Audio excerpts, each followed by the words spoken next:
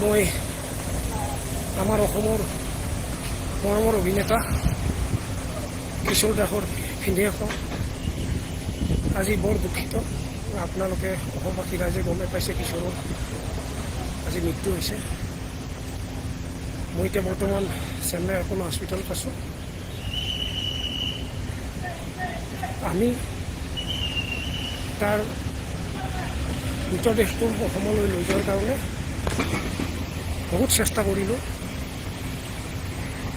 কিন্তু এতিয়া আমি গম পালোঁ যে আমি অসমলৈ নিব নোৱাৰিম। আমি কনফাৰ্ম হৈ গ'লোঁ।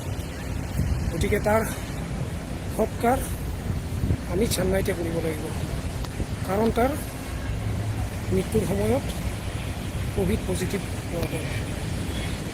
গতিকে অসমৰ ৰাইজক বা অসমবাসী ৰাইজৰ ওপৰত ক্ষমা বিচাৰোঁ, কাৰণ আমি যিখিনি পাৰিছোঁ চেষ্টা কৰিছিলোঁ, কিন্তু নহ'ল।